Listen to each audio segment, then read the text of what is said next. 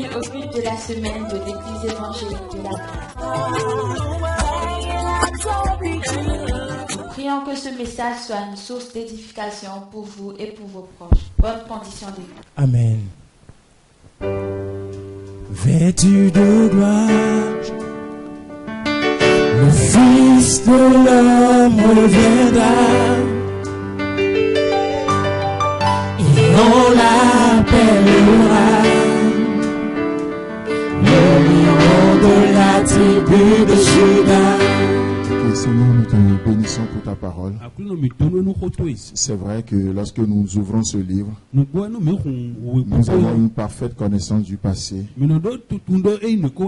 présent et de l'avenir. Ce que le monde ne peut pas. Mais aujourd'hui, nous sommes dans la plénitude de cette parole. Viens en termes d'introduction, parle encore à nos cœurs. Parle nos cœurs pour recevoir le message qui va venir. Dispose nos cœurs. Merci Jésus. Amen. Amen. Ce matin, en termes d'introduction, j'aimerais juste revenir sur un passage qu'on avait écouté le mercredi, je crois il y a 2 mercredis en arrière. Une portion qui m'avait tellement béni, donnée par le frère Aubin. Et j'aimerais juste nous lire deux extraits ce matin en termes d'introduction. Luc chapitre 18, verset 18 à 21. Luc 18, verset 18 à 21. Il est écrit: un chef interrogea Jésus et dit: bon maître, que dois-je faire pour hériter la vie éternelle? Jésus lui répondit: pourquoi m'appelles-tu bon? Il n'y a de bon que Dieu seul. Tu connais les commandements. Tu ne commettras point d'adultère. Tu ne tueras point. Tu ne déroberas point. Et tu ne diras point de faux témoignages. Honore ton père et ta mère. Le verset 21. J'ai, dit-il, observé toutes ces choses dès ma jeunesse. Amen. Luc chapitre 19. Verset 1 au verset 4. Jésus étant entré dans Jéricho, traversait la ville. Et voici un homme riche appelé Zachée, chef des publicains, cherchait à voir qui était Jésus. Mais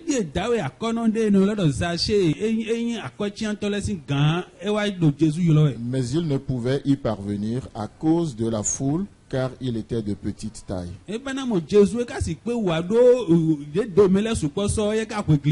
Il courut en avant et monta sur un sycomore pour le voir, parce qu'il devait passer par là. Amen. Ah, c'est beau ces deux passages. Dans ces deux passages, il nous est parlé de deux hommes très importants. Deux hommes très importants. Et lorsque nous continuons la lecture de l'histoire, bien que ces deux hommes soient tous importants, nous pouvons en faire deux catégories ou deux types de personnes. Et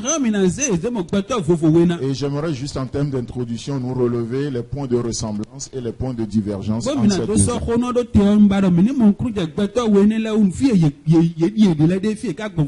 Mais juste avant ça, c'est beau de voir que dans l'histoire du deuxième homme, dans Luc chapitre 19, il nous est dit au verset 1 que Jésus était rentré dans la ville. Jésus était rentré dans Jéricho. Ça c'est le premier point important aussi. Jésus était rentré dans Jéricho. Tout comme Jésus rentre dans nos vies, et nous passons d'autres fois à un maintenant. Jésus rentre à Jéricho, rentre dans nos vies, et nous devenons enfants de Dieu. Amen. Il rentre dans nos vies et nous devenons une nouvelle créature. Les choses anciennes passent et toutes choses deviennent nouveaux. Jésus ne s'est pas juste contenté de rentrer dans la ville. Mais la suite du verset, toujours le premier verset, il traversait la ville. Et ça, c'est un point très très très important pour nous. Une chose est d'accepter Jésus dans notre ville. Mais l'autre chose, c'est de permettre à Jésus de traverser notre vie. De traverser chaque compartiment de nos vies. Une fois Jésus rentre dans notre cœur, une fois Jésus rentre dans notre vie, dans notre Jéricho, cette ville fortifiée, mais vous savez, il veut traverser cette ville. Il veut traverser, passer partout. Traverser ma ville, passant par ma vie de couple, passant par ma vie de parents, passant par mon boulot. Jésus veut tout traverser. Pourquoi? Parce qu'il veut faire quelque chose. Il veut faire quelque chose. Mais malheureusement, tous ne voient pas ce que Jésus veut faire. Ils voient Jésus à Jéricho, mais ils ne permettent pas à Jésus de la traverser, de poser des actes, de laisser ses empreintes dans la ville. Donc, deux types d'hommes. Il y a un qui va laisser Jésus traverser sa ville et sa vie sera changée. Il y a l'autre qui va juste permettre à Jésus d'entrer dans sa vie. Et l'action de Jésus va s'arrêter là. Et cet homme sera triste. Et l'homme qui sera triste, c'est ce que nous voyons dans Luc chapitre 18. Bien qu'il soit chef, la Bible l'appelle un chef. Et dans l'histoire de la deuxième homme, au verset 2, il nous dit aussi que lui aussi est un chef. Il est un chef public. Et l'autre aussi est un chef. Deux hommes importants. Deux hommes qui ont une position dans leur ville. Mais ils n'auront pas la même fin. Ils n'auront pas la même finalité. Vous savez, il y a des choses qui peuvent nous rendre importants. Tous, autant nous sommes quelque part des chefs. Des choses qui nous rendent importantes. Soit aux yeux de ce monde, soit aux yeux de Dieu, soit à nous pouvons faire valoir des choses. Juste par la dignité que Dieu nous a donnée, nous sommes importants. Nous sommes importants. Pas au travers de nos expériences, nous avons une forme d'importance aussi. Et même parfois pas le rang social que nous occupons. Nous avons une forme d'importance aussi. Et donc c'est notre histoire également. Mais à la fin, à nous de décider quels chefs serons-nous. Le premier ou le deuxième. Donc les deux tous sont des chefs. Et au premier verset, en tout cas verset 18 de Luc chapitre 18, il nous a parlé d'un jeune homme riche. Et de l'autre côté, dans Luc chapitre 19, il nous a aussi dit que Zachée c'est un homme riche. Donc les deux sont chefs. Les deux sont des hommes immensément riches. J'aimerais attirer notre attention sur un troisième point. Dans la première histoire, il nous a parlé d'un jeune homme riche. Et dans la deuxième histoire, il nous a parlé d'un homme riche, mais qui s'appelait Zachée. Le premier n'a-t-il pas un nom? Si, il doit un nom. Mais laissez-moi vous dire que ce qui nous définit, Ce qui est important, ce n'est pas tant notre richesse, ce n'est pas tant la position qu'on peut avoir dans ce monde, mais nous sommes notre grandeur est déterminée par celui qui gouverne nos vies. C'est déterminé par ce qui gouverne nos vies. Et le premier, il était un chef. Il était son propre chef. Alors son nom passe incognito. Il a une position dans ce monde. Son nom n'était même pas mentionné. Il nous a parlé d'un qui est resté incognito. Quelqu'un qui n'avait pas de nom. Et souvent, lorsque les gens ne sont pas nommés, ça veut dire que c'est des gens qui n'avaient pas d'impact. Malgré toute sa richesse, ce jeune homme n'avait pas d'impact. Malgré sa richesse, c'est un homme qui aura d'impact. Où est le problème? Le problème, ce n'est pas est-ce que j'ai ou est-ce que je n'ai pas. Le problème, ce n'est pas la richesse ou la pauvreté. Et lorsque nous lisons la suite de l'histoire de l'homme, de jeune homme qui est qualifié de riche, la Bible dit qu'il est reparti tout triste. Parce qu'il avait de grands biens. Parce qu'il avait de grands biens. Et Jésus va donner une image de comment c'est difficile pour le riche de rentrer dans le royaume de Dieu. Et encore une fois, Jésus n'a pas dit qu'il est impossible à un homme riche de rentrer dans le royaume de Dieu. Jésus dit qu'il est difficile. Pourquoi? Parce que malheureusement, ce qui nous détermine, ce qui détermine l'homme riche, c'est juste sa richesse. Et là, ça devient compliqué. C'est pourquoi lorsque les disciples ont posé la question à Jésus, alors qu'ils peuvent rentrer dans le royaume de Dieu, Jésus va dire, ça prend Dieu. Ce qui est impossible aux hommes est possible à Dieu. À lui, ça prend Dieu. Nous ne pouvons pas évaluer notre richesse ou notre éternité juste par rapport à notre richesse sur cette terre. Le salut prend Dieu. Ce qui est impossible aux hommes. Pour les hommes, c'est impossible. Ce n'est même pas juste difficile. C'est impossible. Mais pour Dieu, c'est possible. Amen. Pour Dieu, c'est possible. Y a-t-il des impossibilités dans votre vie? Notre Dieu est un Dieu de possibilités. Amen. Et c'est pourquoi nous sommes là ce matin. Ce que nous ne pouvons pas faire, lui, il peut le faire. Il peut le faire. Cet homme est incognito. Nous connaissons le nom du deuxième. Il s'appelait Zaché. Ce qui veut dire pur. Ce qui veut dire agréable à Dieu. Mais pour l'autre, il est inconnu. Il est incognito. Il est un chef, tout comme Zaché, mais il est passé incognito. Il n'a pas impacté ce monde. Mais Zaché a su être agréable à Dieu. Le quatrième point que nous voyons, le verset 18 nous dit, et cet homme, en tout cas plutôt dans l'histoire de Zaché, il nous est dit au verset 2 de Luc. Luc chapitre 19, le verset 2. Il dit que, et voici un homme riche, appelé Zaché, chef des publicains. Il cherchait à voir qui était Jésus. Zaché avait un désir. Il veut savoir qui était Jésus. Il a entendu parler de Jésus. Il veut savoir qui il était. Dans la première histoire, au verset 18 de Luc chapitre 18, le premier chef il est venu et il a présumé. Il n'est pas venu avec une soif. Il est venu avec un ventre rempli spirituellement.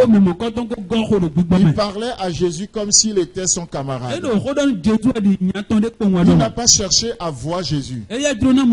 Zachée était venu avec une soif. Je veux voir qui il est, Jésus. Je veux le connaître dans ses attributs. Je veux le connaître dans sa nature. Qui il est. Et le premier, il a présumé. Puisqu'il a dit qui il est. Bon, mais moi, je sais qui tu es. C'est ce qu'il voulait dire par là. Je sais que tu es. Je sais que tu es bon. Quand même, on se ressemble, n'est-ce pas? On est camarades. Bon maître. Et Jésus va dire, tu te trompes. Tu te trompes. Je suis plus qu'un maître. Je suis plus que bon. Je suis la beauté. Je suis la beauté. Et il va lui. Il va pousser plus loin. Pourquoi m'appelle? Dieu seul est bon. Est-ce qu'au-delà du fait que je sois juste un maître, est-ce que tu vois ce divin qui est devant toi? Est-ce que tu réalises je suis Dieu? Pour toi, je suis juste un maître. Le jeune homme n'a pas compris ce sur quoi Jésus veut attirer son attention. Et c'est pourquoi Zachée a raison de chercher à connaître qui était Jésus. Lequel des deux vous êtes ce matin? Moi je connais Dieu, je connais Jésus. On le doigt dans le nez, je sais comment il fonctionne. Comme ça, il va faire comme ça. Le doigt dans le nez, je sais comment le culte marche. Ça se passe comme ça, comme ça, comme ça, comme ça. Même les yeux fermés. Ben voilà, je lis la Bible. Je peux sortir 2-3 principes et puis voilà, la vie continue. Ne laissons pas la religion nous définir qui est Dieu.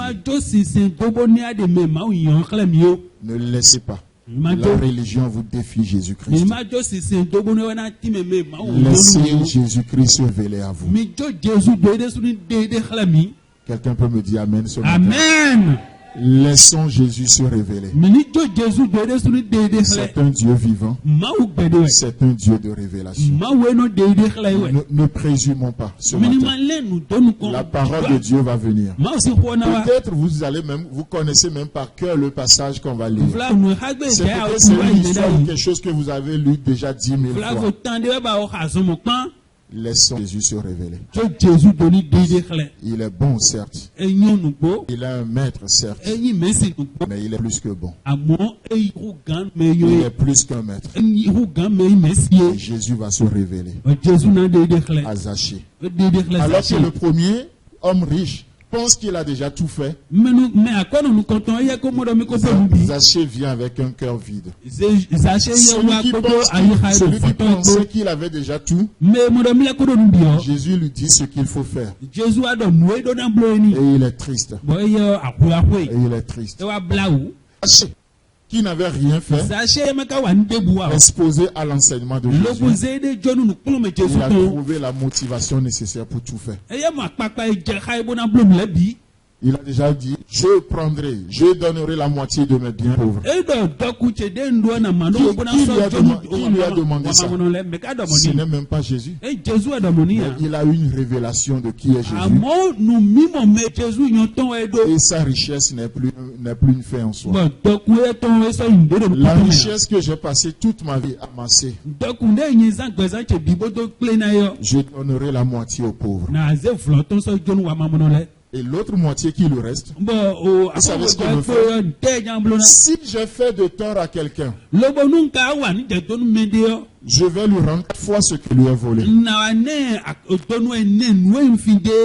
Wow! Zachée, qu'est-ce qui ne va pas avec toi? Tu as perdu la tête ou quoi?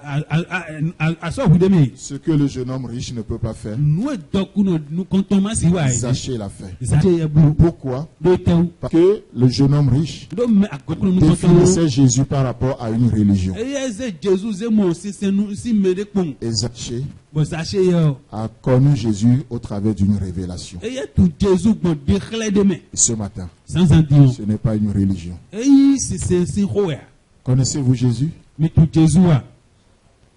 Que me répondez-vous à cette question? Connaissez-vous Jésus? Je cherche à le connaître. C'est que vous ne l'avez pas connu comme vous devrez le connaître. Si vous me dites vous l'avez connu ou vous le connaissez, c'est que vous ne l'avez pas connu comme vous devez le connaître. Nous cherchons à le connaître. Moi le premier, ce matin, je viens avec une soif. Je veux le connaître. Révèle-toi à moi. Je veux te connaître. Et c'est le but ce matin. Amen. Que le Seigneur nous bénisse. Si vous avez aimé ce message, parlez-en à vos amis. Parlez-leur du message de la grâce et de ce qu'il fait dans nos vies. Pour un sujet de prière, une question ou plus d'informations, contactez le téléphone 64 88 35 87 ou 76 42 69 05 ou par WhatsApp 94 75 80 20 ou écrivez-nous à l'adresse email eeg.autonomie@gmail.com. Que Dieu vous bénisse et à la semaine prochaine. En attendant, pensez avec Dieu.